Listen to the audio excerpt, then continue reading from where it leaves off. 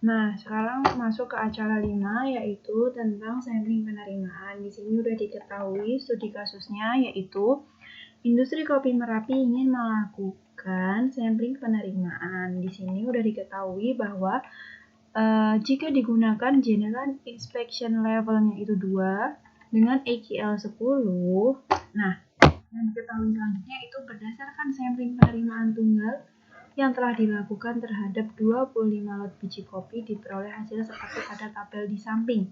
Ini nih hasilnya. Nah, kemudian ukuran lotnya ini, berapa sih ukuran lotnya ini? Berarti ada 25. Kemudian general inspection levelnya ini udah diketahui 2, kemudian AQL-nya itu ada 10. Nah, kita langsung masuk ke tahap selanjutnya.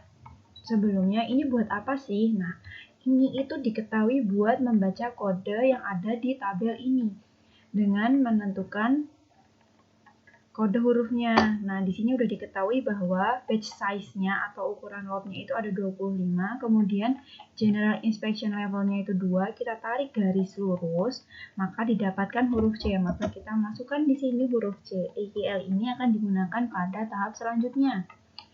Nah, kita masuk ke langkah selanjutnya. Dengan membaca tabel, maka diketahui sample size, acceptance, dan reject. Nah, di sini kita tahu sample size-nya dari tadi itu, kita tahu kodenya itu C, dengan AQL-nya 10, kita tarik garis lagi. Maka, tulislah di sini sample size-nya itu 5, acceptance-nya itu 1, reject-nya itu ada 2. Kemudian, selanjutnya, kita masuk ke dalam defect. Defect ini tahu dari mana? Defect ini tahu dari soal ini. Lot yang terpilih yaitu lot ke-7, 13, 15, 20, 24. Kita lihat 7, 13, 15, dan 24 itu ada berapa yang reject sih? Ternyata ada lot nomor 15 dan lot nomor 24, berarti ada 2. Maka kita tuliskan di sini karena defect-nya ada 2, maka ini apa sih? Maka ini berarti misal defect-nya 2, berarti dia di reject. Maka kita tulis di sini ditolak.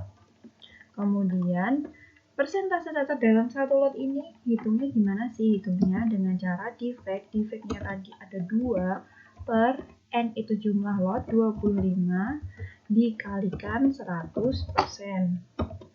Nah, ketemulah ada 8% cacat dalam satu lot. Kemudian, ini ada skema single sampling plan. Ini bisa lihat di sumber-sumber yang udah ada ya. Kemudian kita masuk ke tahap selanjutnya yaitu double sampling.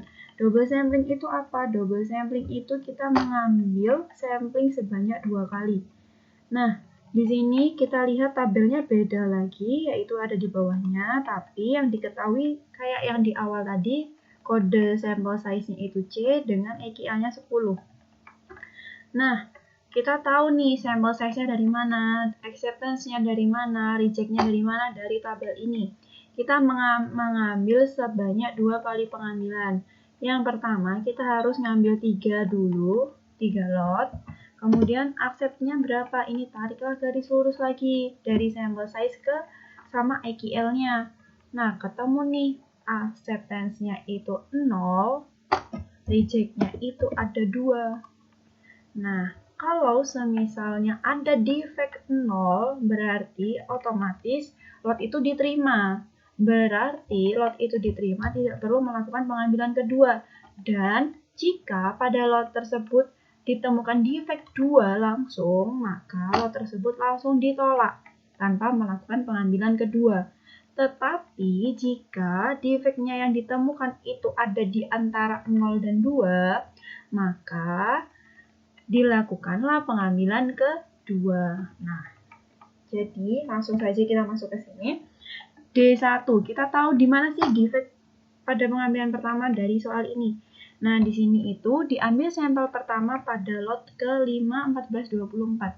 5, 14, dan 24. Ada berapa sih yang di reject? Ternyata ada 1 nih di lot 24. Berarti defect-nya ada 1. Defect-nya ada 1. Karena defect 1, maka dilakukan pengambilan kedua. Nah, kita hitung persentase cacat dalam satu lotnya sama rumusnya, yaitu defect-nya itu ada 1 per 25 dikalikan 100%. Ketemulah 4%. Kemudian, karena dia dilakukan pengambilan kedua, ini dapat dari mana lagi? Ini dapat dari soal ini juga. Nah, kemudian setelah dilakukan pengecekan, perlu pengambilan kedua dengan mengambil lot ke 3, 15, dan 22.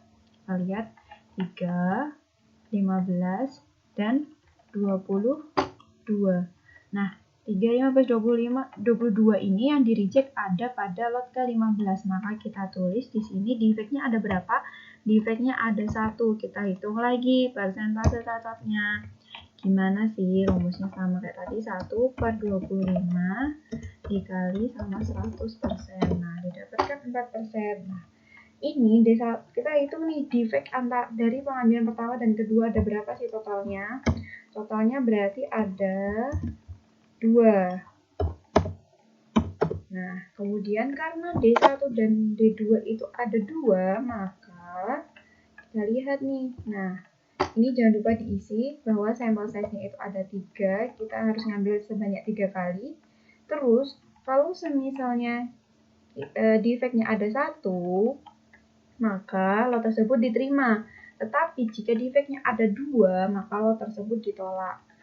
Nah, karena ini kita dapat di pengambilan kedua ini berarti jumlah total dari pengambilan pertama dan kedua. Karena itu diketahui ada 2, maka di sini kita tulislah ditolak.